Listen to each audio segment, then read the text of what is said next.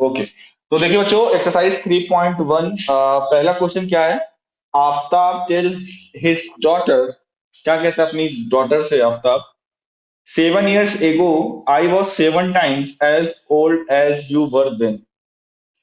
तो आफ्ताब अपनी डॉटर से कहता है, तो यहाँ पर दो पर्सन है, तो क्या करेंगे, let Aftab's present age, let Aftab's present age will be x year, ठीक है। और Aftab's daughter age, present age क्या मान लेंगे, Aftab's daughter age present age क्या होती है, इसकी डॉटर की हम प्रेजेंट एज को बच्चों वाई ईयर मान ले रहे हैं। नाउ अकॉर्डिंग टू क्वेश्चन क्या बोला जा रहा है, आप 7 years एगो, 7 years एगो, अच्छा ये बताइए, 7 years अगर एगो की बात होगी, यानी कि 7 साल पहले, 7 years एगो, जो आफ्ताब की एज होगी कितना होगी,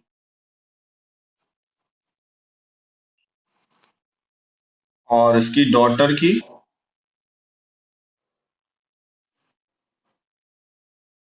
y-7। ओके, ये तो हो गई 7 साल पहले इन दोनों की एज। अब अब जो पिता है वो अपनी पुत्री से बोलता क्या है कि बेटा, 7 साल पहले I was 7 time as old as you were then. मतलब 7 साल पहले तुम जितने उम्र की थी, तो लड़की कितने उम्र की थी, y-7। पिता कितने उम्र का था, x-7। पिता कहता है अपनी पुत्री से कि 7 साल पहले मैं तुम्हारी एज का 7 टाइम्स था, यानी जाहिर सी बात है, बड़ा कौन होगा, बाप या बेटी। हाँ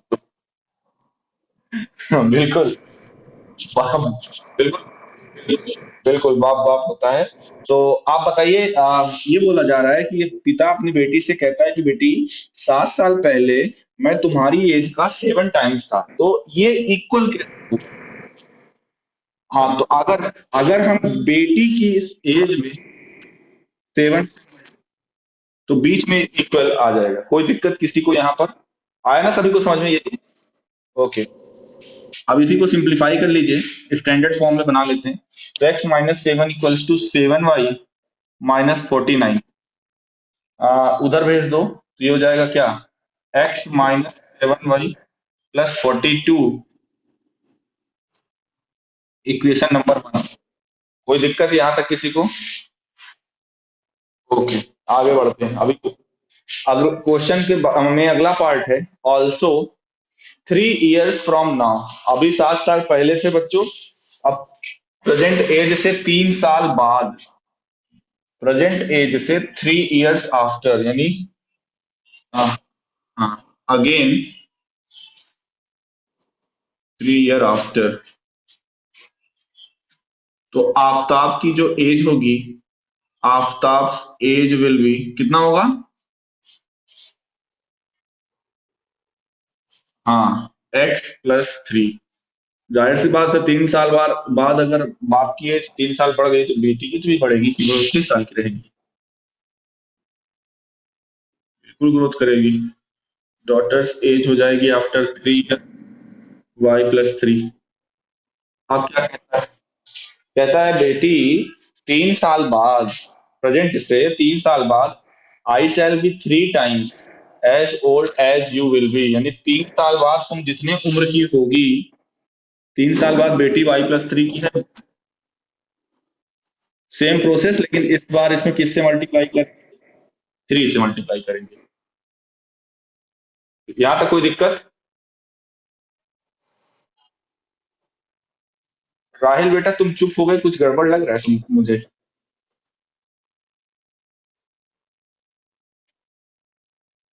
ओके ओके, तो x+3 इक्वल्स टू ये हो जाएगा 3y+9। अब क्या करिए, उधर भेज दीजिए, तो ये हो जाएगा x-3y -6 equals to 0, equation number equation number 2। दो इक्वेशन बच्चों हमारे पास आ चुकी है। तो बोला क्या जा रहा था, represent this situation algebraically and graphically. तो बेटा अल्जेब्रिकली वाला काम हो गया कि नहीं? तो राहिल इक्वेशन तुम्हारी यही बनी थी बेटा जो तुम बना कर रहे थे?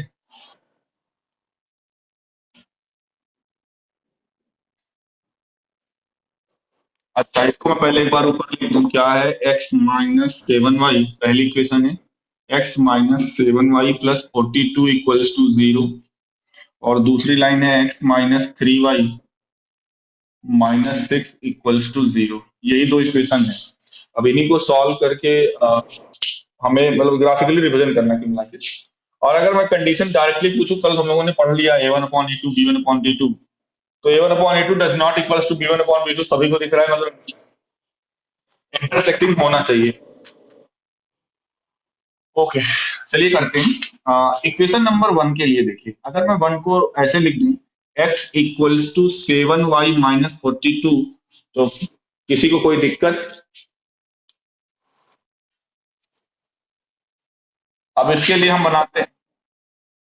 हाँ,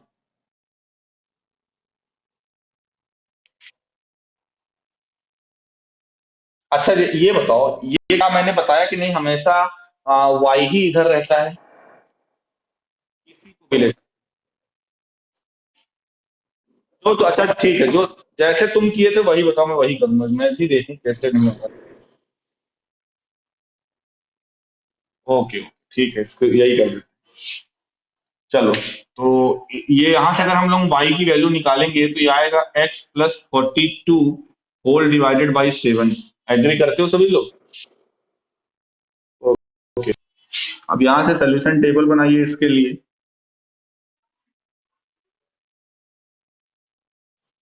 हाँ, बोलो। You not satisfied? क्या हुआ भैया? तुम गधे हो, इस बात से मुझे लेकिन पूरा सेटिस्फेक्शन है। गधे।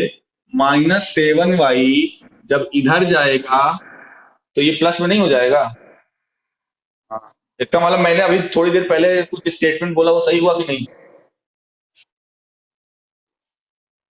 ओके, इसको यूट्यूब पे बच्चे देखेंगे कि तुम्हें क्या क्या कहा जा रहा है, ठीक है। नाम है भूपेन, जो लोग बाद में देखेंगे उनके लिए। ओके, तो एक्स यहाँ पर एक्स की वैल्यू चलिए सिलेक्ट करिए, ऐसा सिलेक्ट करिए कि वाई की वैल्यू थोड़ा कंफर्टेबल है।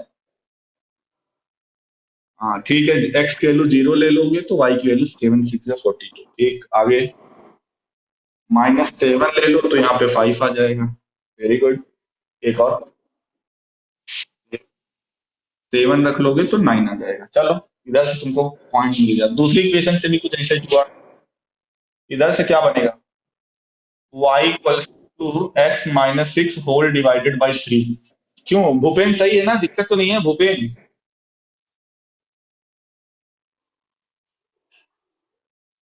ठीक है, मौका है बेटा, यही बन लो अभी, फिर बाद में पता नहीं मौका मिलता है कि नहीं।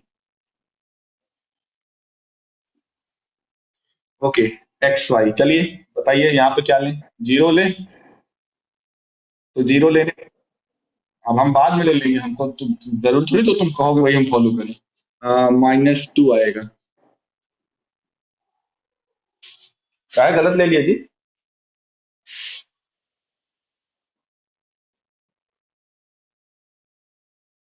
एक्स की वैल्यू 3 लोगे तो वाई की वैल्यू क्या आएगी? -1, सही तो है? गलत कहाँ है? 1 कहाँ से? अच्छा, किसकी वैल्यू 1 ले लिए थे? ओ, हाँ समझ गए, समझ गए। और अगर हम एक्स की वैल्यू क्या ले लें, 6 ले लें, तो वाई की वैल्यू 0 आ जाएगी। ठीक है, बस अब इसी को ग्राफ पे रिप्रेजेंट करना है। इन्हीं पॉइंट्स को ग्राफ पे रिप्रेजेंट करना है, तो पॉइंट्स को ऊपर लिख लेते हैं, फिर आराम से ग्राफ पे रिप्रेजेंट करते हैं और राहिल को गलत साबित करते हैं। तो 0,6 पहला पॉइंट। बिल्कुल बिल्कुल, तुमसे ज्यादा हमको मजा आएगा। 7,9, 0, -2, 3, -1 एंड 6,0। ये पॉइंट्स है बच्चों, इनको हमें ग्राफिकली रिप्रेजेंट करना है। और क्योंकि हम लोग कल पढ़ चुके हैं कि ये इंटरसेक्टिंग लाइन का केस है, इंटरसेक्टिंग लाइन आना चाहिए। अगर नहीं आ रहा है तो जाहिर सी बात है, जैसे राहिल ने गलत किया वैसे आपने भी गलत किया या हमने भी गलत किया। ओके, तो ये हो जाएगा, इधर है एक्स एक्सिस, ये है वाई एक्सिस। वाई में निगेटिव -7 तक जाना है, 1 2 3 4 5 -1 -2 -3 -4 -5 -6, 1 2 3 4 5 6। इधर अब कितना चले जाए, -2 ही तक जाना है, बहुत ज्यादा जाने की जरूरत नहीं है। -2 -3 प्लस में 6 तक चले जाते हैं, 9 तक कदा पहुंचाया, 5 6 7। हाँ, देख देख लिए सर, देख लिए। 9। कौन है इतना लंबा लंबा हमको जबरदस्ती परेशान करते हैं, लंबा कहे पहुंचा दिए, छोटे में नहीं काम चल सकता। ओके, चलिए पॉइंट्स ये हैं, इनको रिवीजन करते हैं। पहला पॉइंट है बच्चों 0,6। तो शाश्वत मिश्रा बताओ, 0,6 कौन से क्वाड्रेंट में होगा? मिस्टर शाश्वत मिश्रा, कौन से क्वाड्रेंट में ये वाला पॉइंट होगा 0,6? Very good. तुम भूपेन से बड़े वाले हो, आगे मैं नहीं बोलूंगा, बेइज्जती हो जाएगी। हाँ हाँ हाँ भाई, एक्स की वैल्यू 0 है। जब कोऑर्डिनेट में एक्स पार्ट या वाई पार्ट यानी एब्सिसा या ऑर्डिनेट अगर कोई भी 0 होगा, तो वो पॉइंट कभी भी किसी भी क्वाड्रेंट में बिलोंग नहीं करेगा, वो हमेशा एक्सिस एक्सिस पे बिलोंग करेगा। जैसे 0, एक्स की वैल्यू 0 हो गई यानी एब्सिसा आपका क्या हो गया, 0। तो ये पॉइंट वाई एक्सिस पे होगा, और वाई वाली यानी ऑर्डिनेट की वैल्यू +6 है, तो यानी ये पॉइंट होगा ये, जो कि पॉजिटिव वाई एक्सिस पे होगा 0,6। ये किसी भी क्वाड्रेंट पे नहीं है। अब तुम ही बताओ शाश्वत, इसको क्या बोले? हाँ, बोलो। हाँ, बिल्कुल बिल्कुल। तो अगर कोई भी पॉइंट कभी एक्सिस पे है तो वो किसी क्वाड्रेंट पे नहीं होता है। ओके, दूसरा पॉइंट है -7,5। तो ये कोई नहीं बताएगा, इसको मैं बताता हूँ। यस, कोई पूछना चाहता है क्या कुछ? सुमित।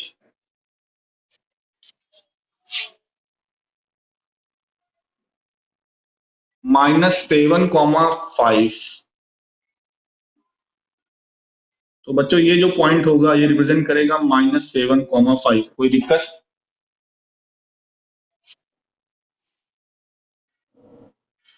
एक और पॉइंट है 7,9। ये तो फर्स्ट क्वाड्रेंट में आएगा। ये है 7 और ये 9, तो ये हो जाएगा 7,9। 7,9। अब क्या करिए इन तीनों। हाँ,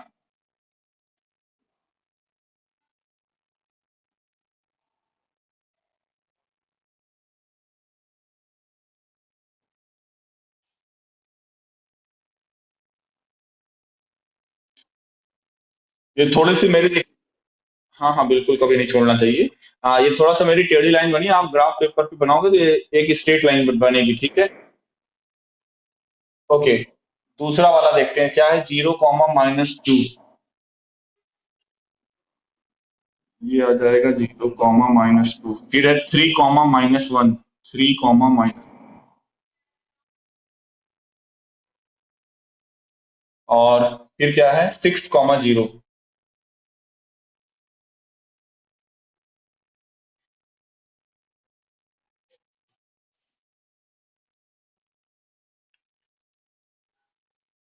पैरेलल नहीं होगी जी ये, कट करेगा ये, आगे जाके ये इंटरसेक्ट करेगा। अब मेरा ग्राफ ऐसा बना है तो मैं क्या करूं, मैं एग्जैक्टली नहीं दिखा सकता ना, मेरा ग्राफ थोड़ा सा।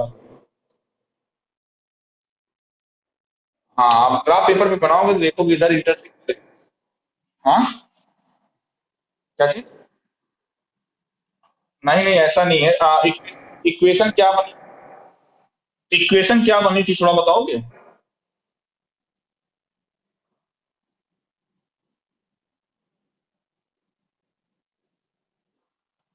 X minus 3 y minus 6 = 0। एक सेकंड। हाँ जी।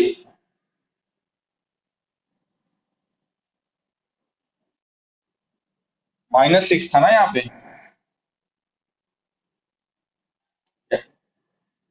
हाँ जी।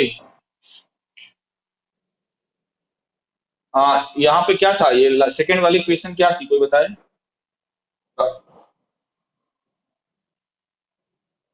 सही है ना। तो ये देखो क्या है, -4 y प्लस 48 = 0। यहाँ से अगर हम y की वैल्यू निकालें तो ये आएगा 12। y की वैल्यू क्या आ जाएगा, 12 आएगा। और अगर y की वैल्यू 12 के बाद आपको कहाँ यहाँ ग्राफ में दिखेगा, 9 तक तो हम बना ही है, 10 11 12। तो जाहिर सी बात है ये आगे ही मीट करेगा। x की वैल्यू क्या, देखो मैं ये आपको मैथमेटिकली देख रहा हूँ कि मैथमेटिकली किस पॉइंट पर ये मीट करेगा। ये हो जाएगा क्या, x = 7y मतलब 84 + 42। क्योंकि x की वैल्यू क्या है, इधर भेजोगे, सॉरी -42, 7y - 42, यानी 7y का मतलब 84 - 42 यानी आएगा 42। तो जानते हो ये किस पॉइंट पर मीट करेंगे, 42, इंटरसेक्टिंग पॉइंट क्या होगा, 42, 12। तो इस वजह से आपको ये, हाँ हाँ तो आप, हाँ तो ये तरीका है, मतलब आपको ये श्योरिटी तो है ही भाई, ये इंटरसेक्टिंग होगा। तो ग्राफ क्या करोगे आप, इतना बनाओगे, अब आपको बस फिर आगे मेजरमेंट नहीं करना, बस स्केल रख के बढ़ाते जाना, कहीं ना कहीं तो मीट करेगा ही। आप स्केल रख के इधर ही फर्स्ट क्वाड्रेंट पे ही मीट करेगा, इधर ही बढ़ा देना बस। हाँ कंडीशन ये तो है ही नहीं कि मैथमेटिकली इंटरसेक्टिंग है लेकिन ग्राफिकली पैरेलल है, ये तो फिर गलत है जाहिर। हाँ तो इसको ग्राफ आप लोग बनाइएगा, ये रफ स्केच है एक प्रकार का, कुछ इसी तरह से आपका ग्राफ बनेगा, इधर ही जाके मीट करेगा। जैसे ये देख लो बहुत दूर जाके मीट कर रहा है, कुछ इसी तरीके से ये बनेगी आपकी लाइन। ये स्ट्रेट होगी और ऐसे जाके इधर जाके मीट करेगी। ठीक है। ओके। और कोई क्वेश्चन, 3.1 का पहला हो गया, 3.1 में कोई क्वेश्चन नहीं, 3.2 में फर्स्ट क्वेश्चन। ओके।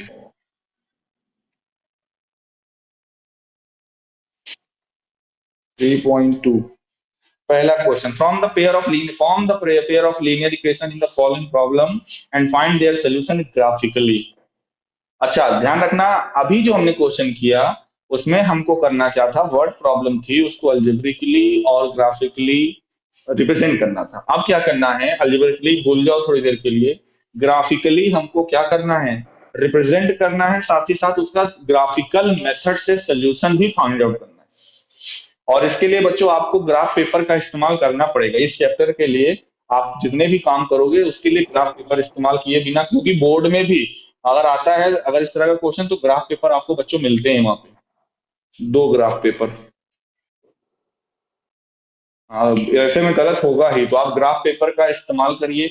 अगर प्रेजेंट में ना हो आपके पास तो जो आपके पास फिजिक्स केमिस्ट्री वगैरह की अगर प्रैक्टिकल फाइल होगी तो पीछे दिए रहते हैं, उसी से आप लोग निकाल लीजिए। हाँ तो 3.2 क्वेश्चन नंबर 1, क्योंकि बेटा ये लास्ट एक्सरसाइज है, मतलब ये ग्राफिकल मेथड का लास्ट है। इसके बाद हम लोग ग्राफिकल मेथड हटाकर अब अलजेब्रिक मेथड पढ़ेंगे। ये चैप्टर से क्वेश्चन आते हैं बच्चों, तो इसको आपको ध्यान से पढ़ना पड़ेगा। 10 स्टूडेंट ऑफ क्लास 10th, मुझे ये आज तक नहीं समझ में आया, ये वर्ड प्रॉब्लम एनसीईआरटी वाले जब बनाते हैं उनके माइंड में ये कौन सी थ्योरी रहती है, अगर जितनी मतलब हम जिस क्लास में पढ़ रहे हैं वो वर्ड प्रॉब्लम उस क्लास की, उसी क्लास को उछेड़ेगा जबरदस्ती मतलब। अरे हम कहते हैं 10th को 12th कर देता तो कुछ दिक्कत होती क्या, हम कुछ बुरा मान जाते। Okay, 10 student of class 10th took part in a mathematics quiz. Okay, if the number of girls is 4 more than the number of boys, तो देखिए पहले हमें इसको, क्योंकि दो वेरिएबल में जनरेट करना है और गर्ल्स और बॉयज हैं, तो मान लेते हैं लेट नंबर ऑफ गर्ल्स को x मान ले रहे हैं, let number of girls will be x, boys को क्या मान ले रहे हैं y। तो पहली इक्वेशन बताओ शाश्वत क्या बनेगी? पहली इक्वेशन देखो ना, कहीं पे ऐसे बोलो, तुम देख मत बोलो कहीं पे।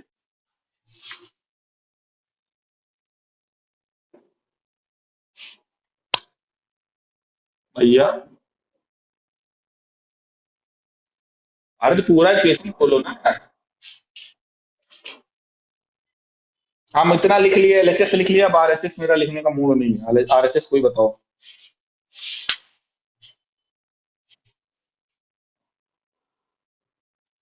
हाँ, 10 ही बच्चे तो पार्टिसिपेट कर रहे हैं, लड़के और लड़की मिलाकर। पहले क्या? पहले तो अच्छा ये बताओ, पहले 4 वाला है कि पहले ये वाला रहेगा? पहले तो यही रहेगा ना कि टोटल 10 बच्चे हैं, तो ठीक भैया, एक्स प्लस वाई बराबर 10। अब आगे बोला जा रहा है, if the number of girls is 4 more then the number of boys. Number of girls जो है, ये जो लड़कियां हैं यानी एक्स जो है, वो वाई से 4 ज्यादा है। भैया ये ऑलरेडी 4 ज्यादा है, इसी में हम 4 और ऐड कर देंगे तो 8 ज्यादा नहीं हो जाएंगे मिस्टर राहिल हुसैन? हाँ। भैया बेचारे ये बच्चे हैं, लड़के हैं, ऑलरेडी कमजोर हैं, इनको थोड़ी सी मदद करनी पड़ेगी। तुम फिर वही चीज कर रहे हो, वो बेचारा उधर प्लस कर रहा था, तुम इधर माइनस कर रहे हो। अजीब आदमी हो यार तुम। वाई। हाँ तो लिखा तो है सामने ना, तुम अपने माइंड का है बॉयज टू एक्स, हमेशा बॉयज ही पहले रहेंगे क्या कि बॉयज? हाँ, गर्ल्स एक्स हैं और बॉयज वाई हैं। गर्ल्स एक्स हैं, बॉयज वाई हैं, और लड़कियों की संख्या लड़कों से 4 ज्यादा है, तो भैया हम 4 लड़के और साइड से कहीं से उठा के इनको दे दें भैया, लो 4 लोग और इसमें 4 ऐड करेंगे, तब ये हो जाएगा x equals to y plus 4। Agree करते हो सभी लोग? यहाँ से बनेगी equation x minus y equals to 4, ये हो जाएगी पहली इक्वेशन, ये हो जाएगी दूसरी इक्वेशन। मेरे ख्याल से कोई प्रॉब्लम नहीं होनी चाहिए इतने में। आप बना। हाँ जी। हाँ हाँ हाँ, बिल्कुल 10 को भी इधर ले जाके आप माइनस कर सकते हो, लेकिन बाद में करना तो वही है ना, हमको एक ही वेरिएबल को रखना है। जब अभी सोल्यूशन टेबल बनाएंगे तो हमको एक ही वेरिएबल को रखना है, तो दिक्कत नहीं है। आप उधर कर भी दोगे तो भी अगले स्टेप में फिर आपको फिर से इधर ही भेजना पड़ेगा। y इक्वल्स टू यहाँ से आएगा 10 माइनस एक्स। अब यहाँ पे आप जब सोल्यूशन टेबल बनाओगे तो ये x है, ये y है, x की वैल्यू अपने से लीजिए। मैं यहाँ पे x की वैल्यू 4 लूंगा तो ये 6 आएगा, अगर यहाँ पे 5 लूंगा तो ये भी 5 आ जाएगा, और यहाँ पे 6 ले लूं तो यहाँ पे 4 आ जाएगा। कोई दिक्कत किसी को? इधर से y की वैल्यू क्या आएगी? x माइनस 4 आएगी क्या? इक्वेशन नंबर 2 से अगर हम y की वैल्यू निकालें तो ये माइनस वाई है, इधर भेज दो, 4 को उधर भेज दो, तो y की वैल्यू आएगी x माइनस 4। इसका सोल्यूशन टेबल बनाइए, यानी x की वैल्यू अपने से लीजिए। x 0 ले लोगे तो -4 आएगा, 4 ले लोगे तो 0 आएगा, और 2 ले लोगे तो -2 आएगा। ओके, अब इन्हीं पॉइंट्स को हमको क्या करना है? ग्राफिकली रिप्रेजेंट करना है। ध्यान रखना, इसमें हमको ग्राफिकल मेथड से सोल्यूशन फाइंड आउट करना है। और अगर आप लोग कोई भी बच्चा, हाँ बोलो बोलो, क्या बोले थे? हम ये कह रहे थे, अगर कोई ये सोच रहे हो कि बिना ग्राफ में रिप्रेजेंट किए आपको इसका सोल्यूशन मिल जाएगा, तो वो असंभव है। मिलेगा भी तो आपको, हाँ असंभव है, मतलब आपको एक्यूरेट नहीं मिल पाएगा, इसलिए ग्राफ पे ही रिप्रेजेंट करना पड़ेगा। तो पॉइंट्स को हम पहले लिख ले रहे हैं, 4,6 है, 5,5 है। बिल्कुल, इसको ग्राफिकली ही करना। 0,-4, 4,0, 2,-2। अब चलिए इसी को प्लॉट करते हैं, देखते हैं क्या आता है, कुछ ना कुछ तो आएगा। हाँ, ये हो गई वाई एक्सिस, ये हो गई एक्स एक्सिस। एक्स में हमको जाना है 6 तक, 1, 2, 3, 4, 5, 6। वाई माइनस में 4 तक जाना है, 1, 2, 3, 4। एक्स माइनस में बहुत ज्यादा जाने की जरूरत नहीं है, मेरे ख्याल से है ही नहीं। वाई में जाना है 6 तक, 1, 2, 3, 4, 5 6। ओके, तो पहला पॉइंट है 4,6, फर्स्ट क्वाड्रेंट पे आएगा, ये हो गया 4, ये हो गया 6, तो ये हो जाएगा 4,6। दूसरा पॉइंट है 5,5, तो ये हो जाएगा 5, ये हो जाएगा 5,5। तीसरा पॉइंट है 6,4, ये हो जाएगा 6,4। इन तीनों को क्या करो, ज्वाइन करती हुई एक लाइन ड्रॉ कर दो। ये पहली लाइन बन गई, किसी को कोई दिक्कत?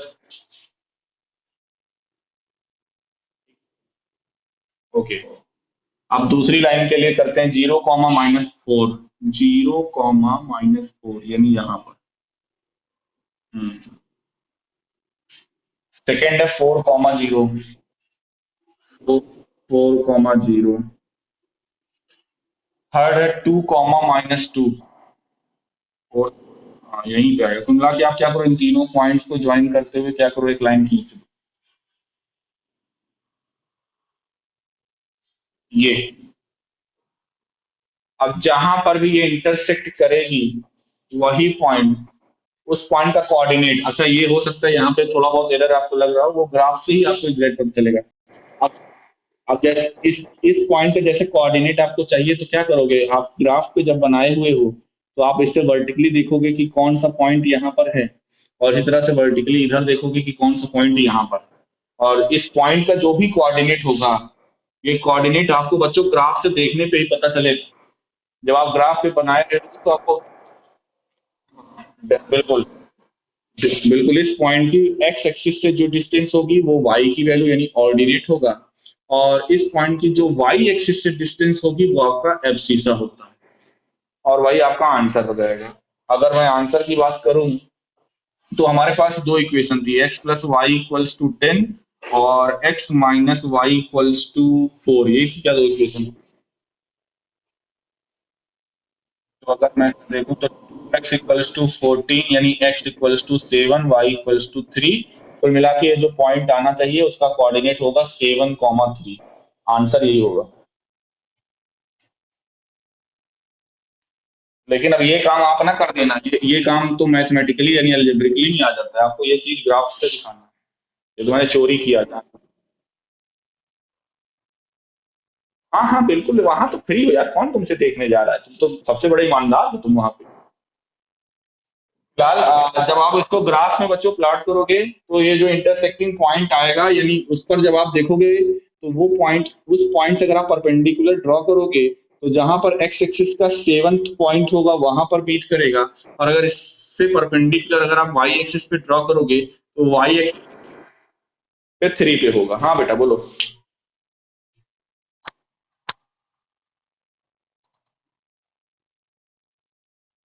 मे भी हो सकता है। बिल्कुल भाई, ऐसे भी तो आंसर थे, जरूरी थोड़ी कि एक्स की वैल्यू हमेशा ऐसे ही आएगी, हो सकता है एक्स की वैल्यू 7/2 आ जाए, कुछ बेसिक फ्रैक्शन में आ जाए। जो देखो ग्राफ बनाने से होता क्या है, क्योंकि आपने वहां पर एक यूनिट को कितना माना है आपको एग्जैक्टली पता है। ग्राफ से पता है कि यहाँ से यहाँ के बीच में 10 लाइंस होती हैं, तो आपको ये पता है ये 0 है, ये 1 है, यानी हर एक पॉइंट 0,1 के बराबर है। हम कहते हैं एग्जैक्टली इंटीजर पे नहीं गिरा, परपेंडिकुलर हो सकता है यहाँ पे गिरा हो, वो 0,8 के बराबर आ जाएगा, तो आपको दिखेगा। लेकिन कॉपी में वही चीज बनाओगे, तो जैसे अभी हमने व्हाइट बोर्ड में बनाया है, अब पता चला इधर से हम परपेंडिकुलर डाल रहे हैं, हमारा 4 पे जा रहा है, लेकिन आंसर के अकॉर्डिंग परपेंडिकुलर 3 पे जाना चाहिए। और ये चीजें तभी क्लियर होंगी जब आप इसको ग्राफ पेपर पे बनाओगे। ठीक है,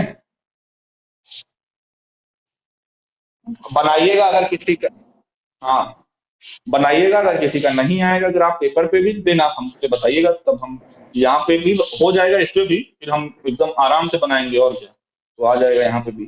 खैर और कोई क्वेश्चन 3.2 में? क्वेश्चन नंबर पांचवा। हाँ हाँ।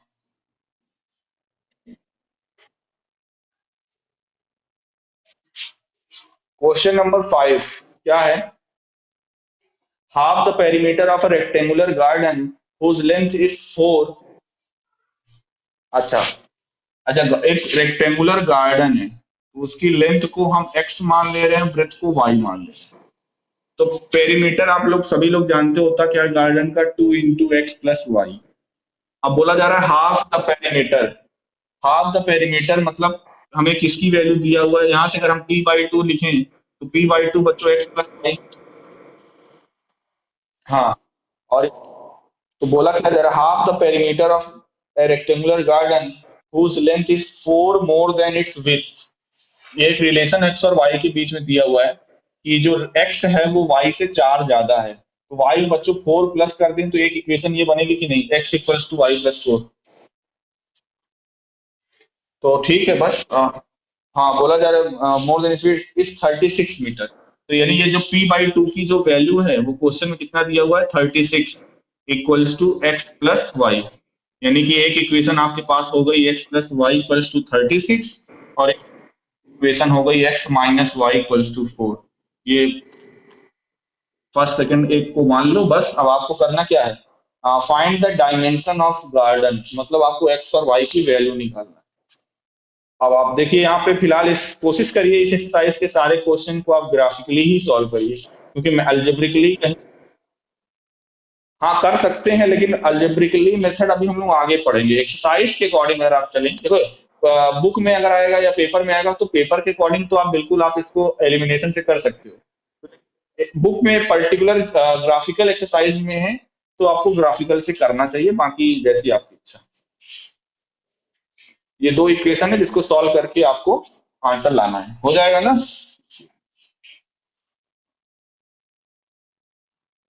हाँ ये हाँ बोला जा रहा है given the linear equation 2x + 3y - 8 = 0, right another linear equation. आपको इसी के फॉर्म में एक और लीनियर इक्वेशन लिखनी है। वन क्या है इक्वेशन, 2x + 3y - 8 = 0। जरा एक लाइन बताओ, ऐसी कौन सी लाइन हम लिखें कि ये दोनों लाइन आपस में कोइंसिडेंट हो जाएं। कोइंसिडेंट, हाँ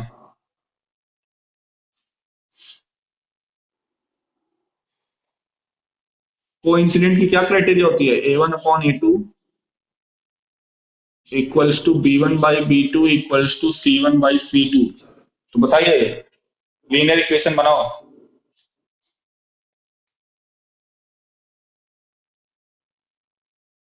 हाँ बनाओ जल्दी बोलो। वाह भाई वाह, बिल्कुल अगर इसी को लिख दोगे तो भी सही है, लेकिन हम चाहते हैं इसके अलावा कोई बोल दिए तो सबसे सिंपल रास्ता था। दूसरी बनाओ, दूसरी इक्वेशन। हाँ जी।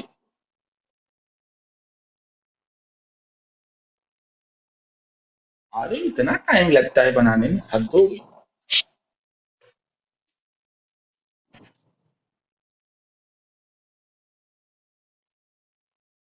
अरे वाह, कौन बोला ये,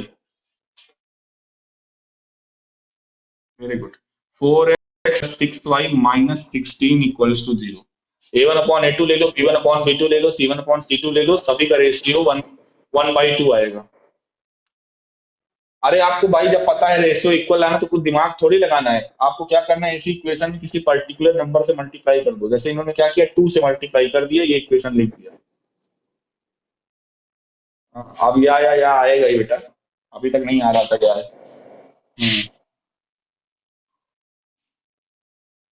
बस तो हाँ अनइक्वल करना। भाई इंटरसेक्टिंग में आपको बस ये ध्यान रखना है कि पहले दोनों का रेशियो सेम ना है, यानी वहां पे आपके पास बहुत सारे ऑप्शन है। इसी तरह से लास्ट वाला क्वेश्चन है, draw the graph of this, यानी दो लाइन दी हुई है, दो लाइन से जाहिर सी बात है दो ही लाइन बनेगी। Determine the coordinates of triangle बनेगा by this line and X axis. मतलब ट्राइंगल के लिए तीन लाइन होनी चाहिए, दो लाइन तो ये हो गई और एक तीसरी लाइन क्या बोला जा रहा है, आपको एक्स एक्सिस लेना है और उसको क्या करना है, वर्टिसेस आपको निकालना है, जो ट्राइंगल बनेगा उसके वर्टिसेस के कोऑर्डिनेट को आपको बताना है। हो जाएगा।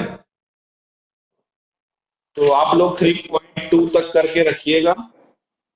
हाँ कल से हम लोग पढ़ेंगे, ये पहले हम तीनों मेथड आपको समझाएंगे, देन क्योंकि तीन मेथड पे तीन एक्सरसाइज है, 3.3, 3.4, 3.5।